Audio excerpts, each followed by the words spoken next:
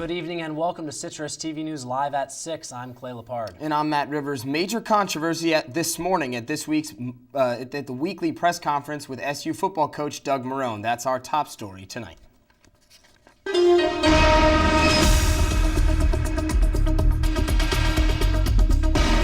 So for some updates on the developments at this morning's press conference, we bring in sports reporter Erik Elken. Erik, what can you tell us about what happened this morning? Well, head coach Doug Marrone addressed the media today for his normal weekly noon press conference. He started by standing behind his starting quarterback, Greg Paulus, after Paulus was booed on a number of occasions during Saturday's game. Then out of nowhere, he dropped this bombshell. Just so everyone's aware that Mike Williams came into me today and has quit the program. So again, I do not comment on people that have left the program, but he has quit the program. I have not made a formal announcement to the team because of the timing. I wouldn't be surprised that they don't already know. The loss of Williams is obviously a huge blow to the team. Williams led the Orange in all receiving categories and had more receptions than any other receiver in the Big East. He was also a semifinalist for the award given out to the nation's best wide receiver. This isn't the first time Williams has been in the middle of controversy. He missed all of last season after being dismissed for academic issues and was suspended for the Akron game this season for a violation of team rules. So big, shocking news right there. We'll have more coming up in sports. Absolutely. Thanks a lot, Erik. Appreciate it. Voters in Onondaga County will hit the polls tomorrow, and Jamie Foxx rounded out the top three. And coming up in sports, we'll have more about Mike Williams quitting the football team, as well as other developments from this afternoon's press conference with Doug Marrone. All that and more coming up next.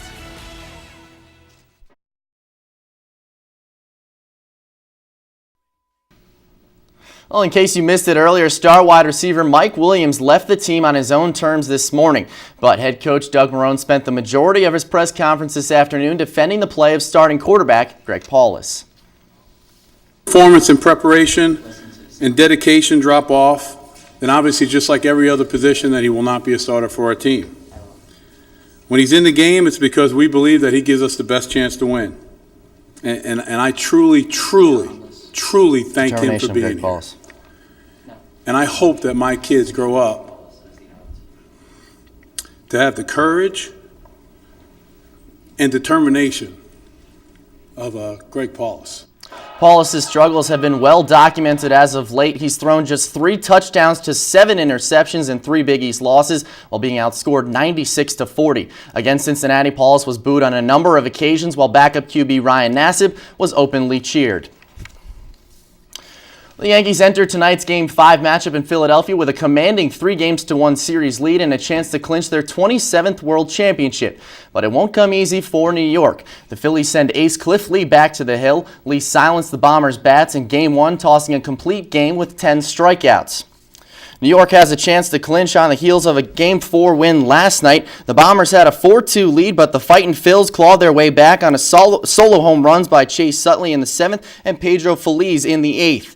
Tied at 4 in the 9th, the Yankees mustered a 2-out rally. Alex Rodriguez doubled in the game-winning run, and Jorge Posada knocked in 2 more for good measure. That was plenty of run support for Mariano Rivera, who threw an 8-pitch 1-2-3 inning to earn the save. New York will now send A.J. Burnett back to the hill on 3 days' rest to try and close out the rest of the series and win its first championship since 2000.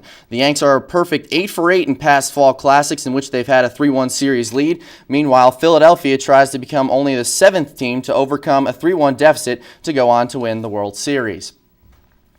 Well, the SU field hockey team captured its 6th Big East regular season championship over the weekend. The Orange beat Rutgers 6-1 Saturday at Coyne Stadium. The win secured an undefeated 6-0 season in Big East play, only the 2nd team to do so in school history.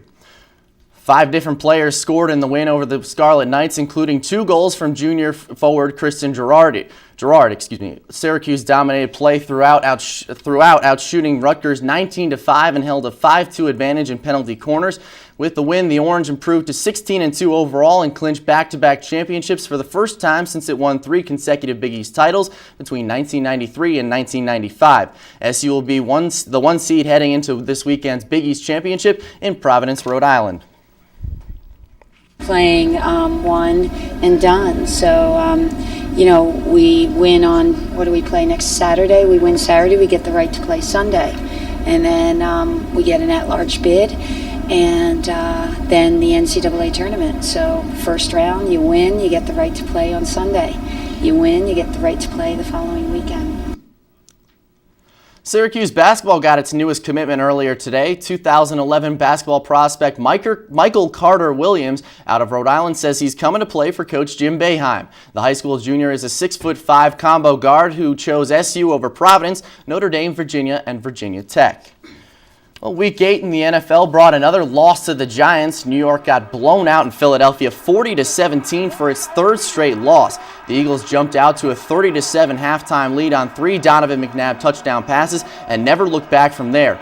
Quarterback Eli Manning continued his struggles of late, throwing 2 interceptions. Things weren't much better for the other team in New York. The Jets were dropped at home by the Dolphins 30-25. Miami return man Ted Ginn Jr. returned 2 kickoffs for touchdowns in the third quarter to help the Finns pull away. The Jets have now lost 4 out of their last 5 games.